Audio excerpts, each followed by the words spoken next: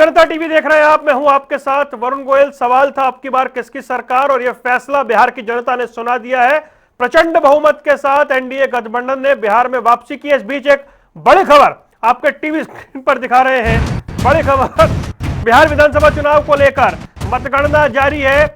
NDA प्रचंड बहुमत के साथ 122 के मैजिक फिगर से कहीं आगे 190 तक। रुझानों में फिर से बिहार में नीतीश कुमार की सरकार दिखाई दे रही है। और सबसे बड़ी बात यह है कि बिहार में भारतीय जनता पार्टी सबसे बड़ी पार्टी बन गई है। नंबर 2 पर जेडीयू, आरजेडी नंबर 3 पर चली गई है, एलजेपी नंबर 4 पर। कांग्रेस की दशा बेहद खराब, सिर्फ 6 सीटों पर है। तेजस्वी यादव लगातार 2-3 राउंड में पिछड़ने के बाद एक बार फिर से बढ़त बना रहे हैं, लेकिन उनकी पार्टी की दशा बहुत ही खराब है। 143 सीटों पर लड़ने के बाद मात्र 36 सीटों पर आरजेडी आगे चल रही है। कांग्रेस ने महागठबंधन की लुटिया डुबोने में कोई कसर नहीं छोड़ी है। 10% का स्ट्राइक रेट, 61 सीटों पर चुनाव लड़कर मात्र 6 सीटों पर जीत हासिल करती हुई दिख रही है Congress. BJP 85, JDU 75, LJP 22। Chirag Paswan की पार्टी ने कमाल कर दिया है। 29 सीटों पर चुनाव लड़ा और 22 पर जीत दर्ज करती हुई दिखाई दे रही है। जीतन राम मांझी की पार्टी 6 सीटों पर चुनाव लड़कर 4 पर जीतती हुई दिखाई दे रही है। उपेंद्र कुशवाहा की पार्टी 10 तरीके से स्ट्राइक रेट एनडीए के तमाम सहयोगी दलों का देखने को मिला है। और यह देखिए एनडीए का आंकड़ा 190, जो एक बार 200 को भी पार कर गया था। तो बिहार विधानसभा चुनाव को लेकर ये तस्वीरें भी हम आपको दिखा रहे हैं और आंकड़ा बता रहे हैं। जो आंकड़ा बता रहा है वो ये कि आरजेडी की दशा बहुत खराब है। 36, कांग्रेस 61 सीटों पर लड़कर मात्र 6 सीटों पर, वीआईपी मात्र 1 सीट पर, लेफ्ट जिसका अच्छा रिकॉर्ड रहा वो 7 सीटों पर, और आईआईपी का खाता नहीं खुला है। इधर देखिए स्ट्राइक रेट बीजेपी का 85% से ऊपर, जेडीयू 75%, और वहीं पर लगभग इतना ही स्ट्राइक रेट एलजेपी का। और इसके अलावा जीतन राम मांझी और उपेंद्र कुशवाहा की पार्टी ने भी ऐसा ही कुछ प्रदर्शन किया है। तो नतीजे जो है, अब क्योंकि काउंटिंग को काफी समय हो गया है, यहां से बहुत परिवर्तन होने वाला नहीं है। महागठबंधन 50 से भी नीचे चला गया है। हमारे साथ हरियाणा सरकार के कैबिनेट मंत्री कृष्ण बेदी जी जुड़ गए हैं। कृष्ण बेदी साहब, बहुत बहुत स्वागत है आपका। जी, आपका बहुत बहुत धन्यवाद। आप काफी पसीना बहाकर आए थे बिहार में, आज परिणाम देखकर कैसा लग रहा है? देखिए, पसीना मैं नहीं, भारतीय जनता पार्टी का नेतृत्व, एनडीए का पूरा नेतृत्व पसीना बहा रहा था। और लोगों की लगातार इच्छा के अनुसार हमने पिछले 20 साल काम किया है। हरियाणा, बिहार जिस प्रकार से पटरी से उतरा हुआ प्रदेश था, बीमारू प्रदेश था, उसको मजबूत करने का नीतीश कुमार जी के नेतृत्व में सरकार ने काम किया। 22 घंटे बिजली दी, महिलाओं का सम्मान किया, किसान की फसल खरीदी, और किस प्रकार का बिहार के अंदर जो जंगल राज था उस पर हर प्रकार की गुंडागर्दी पर प्रतिबंध लगाकर लोगों को सुरक्षा देने का जो वादा किया था उसमें हम सफल रहे। महिलाओं का जो सम्मान की बात की थी वो हमने देने में हम कामयाब रहे। लोगों ने विश्वास किया और डबल इंजन सरकार पर नीतीश जी के नेतृत्व में और मोदी जी के नेतृत्व में बिहार को आगे बढ़ाने का लोगों का मन बन चुका था। बेदी साहब, ये एक सवाल ये है कि क्या इतने प्रचंड बहुमत की उम्मीद थी आपको, या लग रहा था 140-45 एग्जिट पोल दे रहे थे, ये तो 200 के पास पहुंच गए आप? मुझे नहीं पता कि आपने मेरा मन किस प्रकार से पढ़ लिया। मेरा आंकड़ा यही था, 142, 43, 45 तक मैं लास्ट तक पहुंच रहा था। हाँ। और मैंने जो बाइट दिया या इंटरव्यू दिए उसमें मैं बोल रहा था कि हम कंफर्टेबल मेजोरिटी में सरकार बना लेंगे। हाँ। परंतु ये तो एब्सोल्यूट मेजोरिटी की ओर बढ़ गए। बिहार की जनता का, मतदाता का बहुत बहुत धन्यवाद। वहां के लोगों ने जो विश्वास किया और प्रजातंत्र की मजबूती की और देश को लेकर, वो प्रदेश को लेकर जाने का उनका जो निश्चय था, उन्होंने उसको पूरा करने का काम किया। जी बेदी साहब, अब ये हरियाणा, महाराष्ट्र, दिल्ली, बिहार, ये लगातार चुनाव जीत रहे हैं। तो लोकसभा चुनाव में जो विपक्ष ने एक बढ़त बनाई थी आपके ऊपर साइकोलॉजिकल, आपको लग रहा है वो बिखर गया मामला, और लोकसभा चुनाव में जो हुआ वो एक तुक्का था? बिहार हरियाणा का चुनाव एक टर्निंग पॉइंट था देश की राजनीति का।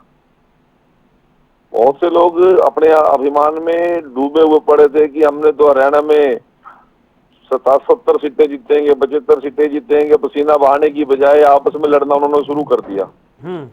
अपने नेताओं को ही पार्टी से इतना घमंड में चूर हो गए कि किरण चौधरी को चलते चुनाव में पार्टी से निकाल दिया, शैलजा जी को घर बिठा दिया, रणदीप सुरजेवाला को एक विधानसभा तक उन्होंने फ्रीज कर दिया, कैप्टन अभय सिंह यादव को पूछा तक नहीं, केवल और बाप बेटा ही चलाएंगे। और इस प्रकार का उन लोगों का व्यवहार था।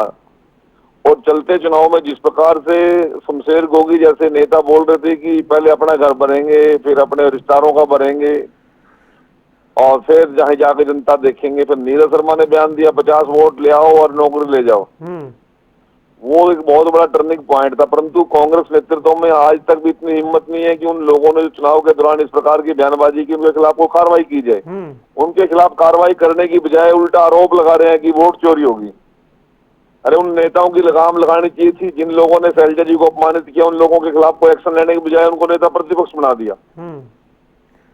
तो जिन लोगों की वजह से लोगों ने कांग्रेस पार्टी को छोड़ा, अब संपत सिंह किस प्रकार के आरोप लगा रहे हैं, जिनके कारण कांग्रेस पार्टी छोड़ी, उन लोगों को और पुरस्कृत किया जा रहा है कांग्रेस के नेतृत्व के द्वारा। तो अब और आरोप लगा रहे हैं बीजेपी पर, एनडीए पर। तो ये जो प्रचंड बहुमत आ गया है, इसके बाद ईवीएम हैक, वोट चोरी, एसआईआर, कौन से मुद्दे उठाएगा विपक्ष आपके लिए? ये मुद्दे तो यदि थोड़ी सी उनके अंदर इंसानियत है और कोई लोकतंत्र पे थोड़ा बहुत विश्वास है, उनको तो चैनल और टीवी पे आना भी नहीं चाहिए। अब आरोप लगाने के लिए आ भी जाए तो सुन कौन रहा उनके आरोप। अच्छा बेदी जी, ईमानदारी से बताइए, जो स्थिति कांग्रेस की हरियाणा में चुनाव में थी, वही वहां बिहार के अंदर भी थी। राहुल गांधी 4 दिन नारा लगा के आ गया, वोट चोर गद्दी छोड़, उसके बाद बिहार में घुसा भी नहीं जाके। भारतीय जनता पार्टी का पूरा केंद्र नेतृत्व 10 से 12 हमारे मुख्यमंत्री, सभी केंद्रीय मंत्री, सभी सांसद, सभी विधायक, सभी मिनिस्टर प्रदेशों के वहां पर एक एक सीट के ऊपर हम मेहनत कर रहे थे और वो कहीं नजर नहीं आ रहे थे। तो अब आरोप लगाएंगे तो लोग सुनेंगे क्यों उनकी बात को? अच्छा ये बताइए, आप जब वहां घूम रहे थे, आपने क्या सेंस पकड़ा पब्लिक का, क्या मूड था? वो लोग लॉ एंड ऑर्डर के प्रति उनका विश्वास था कि नीतीश ने लॉ एंड ऑर्डर मजबूत किया। शराबबंदी के बावजूद भी वहां पर किसी प्रकार का अफरा तफरी का, कानून व्यवस्था का ही भंग नहीं थी। 22-23 घंटे बिजली देहात में लोगों को मिल रही थी, अच्छी फसलों के रेट मिल रहे थे और सड़कों का बहुत सुदृढ़ीकरण वहां पर हुआ। नए उद्योग वहां पर लग रहे हैं। जितनी नई पीढ़ी है उन लोगों को अच्छी शिक्षा की व्यवस्था वहां की सरकार कर रही है। लोगों का वो जंगल राज को भूलने का मन था, जंगल राज भुगता है उन लोगों ने। अपहरण और डकैतियां वहां पर एक कारोबार था, उससे पीड़ित थे लोग। उनको डर था कि कहीं तेजस्वी जी के नेतृत्व में कोई सरकार बनती है या यूपीए या इंडी गठबंधन की सरकार बनती है तो वही स्थिति फिर न पैदा हो जाए। अच्छा एक बात बताइए, बिहार में सबसे बड़ी पार्टी बीजेपी बन गई है, अब तो आप बड़े भाई की भूमिका में आ गए हैं। बीजेपी को किस रूप रंग में देखा जाए, सबको पीछे छोड़ते हुए सबसे बड़ी पार्टी बीजेपी? देखिए, ये जो चीज आप सोच रहे हो उसको सोचने की आवश्यकता नहीं है। अभी तो सिर्फ बधाई देने का दौर चल रहा है। नेतृत्व ने निर्णय किया कि नीतीश कुमार जी के नेतृत्व लड़ा। पहले भी हमने नीतीश जी के नेतृत्व में सरकार चलाई है। कितनी सीटें थी नीतीश जी की? तब तो 40 के आसपास थी। नहीं, फिर भी सबसे बड़ा दल आरजेडी थी ना, अब तो सबसे बड़ी पार्टी आप हो गए। नहीं, आरजेडी बड़ा दल कहाँ थी? नंबर बीजेपी बड़ा दल थी, सबसे ज्यादा सीटें उसकी थी। नहीं, गठबंधन में तो बीजेपी बड़ा दल थी। नहीं, अरे सर, अब तो पूरे बिहार में सबसे बड़ी पार्टी आप हैं।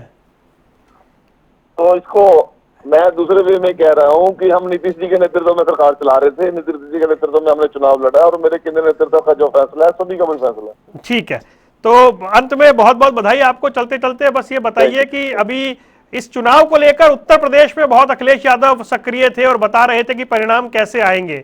अब यूपी का चुनाव भी दूर नहीं है। कोई बहुत लंबी चौड़ी बात करने की आवश्यकता नहीं है। लोगों ने जनादेश दिया है, जनादेश को स्वीकार करना चाहिए। चलिए, बहुत बहुत शुक्रिया कृष्ण बेदी जी जुड़ने के लिए और हमसे बात करने के लिए। जनता टीवी पर हरियाणा सरकार के मंत्री कृष्ण बेदी हमारे साथ थे। ये तस्वीर आप देख रहे हैं जेडीयू दफ्तर के बाहर की। एनडीए 190, महागठबंधन 49, 48% से ज्यादा का वोट शेयर एनडीए का। बहुत बड़ा वोट शेयर है, 10% का गैप है महागठबंधन से। खुद अभी आप सुन रहे थे तो कृष्ण बेदी मंत्री वहां घूम रहे थे तो 140-45 मानकर चल रहे थे। 190 एनडीए, 85 सीट 101 पर लड़कर 85 पर बीजेपी, 101 सीट लड़कर जेडीयू 75, 29 सीट लड़कर एलजेपी 22, 6 सीट लड़कर हिंदुस्तान अवाम मोर्चा 4, आरजेडी 143 सीट लड़कर 36, कांग्रेस 61 सीट लड़कर मात्र 6, वीआईपी मात्र 1 सीट, लेफ्ट 7 पर सिमटा।